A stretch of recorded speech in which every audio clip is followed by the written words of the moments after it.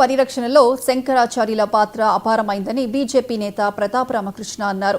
దేశమంతటా సనాతన సంస్కృతిని నిలబెట్టేందుకు ఆదిశంకరాచార్యులు స్థాపించిన 4 మఠాలు నేటికి భారత ఆధ్యాత్మిక దిశగా దిక్సూచిలా నిలుస్తున్నాయని చెప్పారు.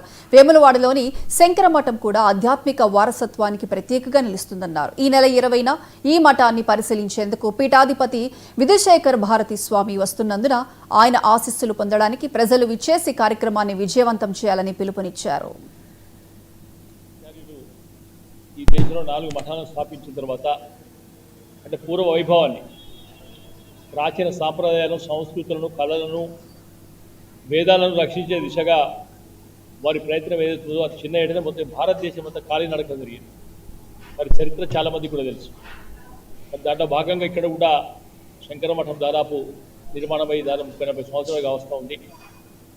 దాంట్లో భాగంగా ప్రస్తుత మఠాధిపతి, పీఠాధిపతి వారు మనకు 19వ తారీఖు, 20వ తారీఖు ఇక్కడికి వస్తూ ఉన్నారు.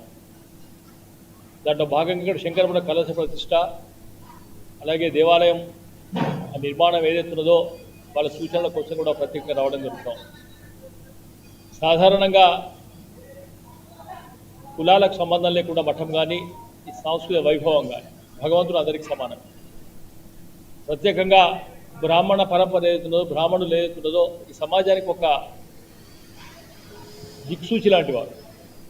అంటే భగవంతుడికి సన్నిధానంకి వెళ్ళే భక్తులకు సేవ చేసే విషయంలో, లేకుంటే సాంప్రదాయాలను బోధించే విషయంలో ఏదో చాలా ప్రధాన పోషిక. మనం గతంలో తీసుకున్నట్టయితే నాగరిక సమాజంలో నాడు ఏ ఊర్లో, గ్రామంలో ఒక దేవాలయం ఉన్నా ఏ చిన్న సమస్య వచ్చినా పంతులు గారిని అడిగి రావాలి.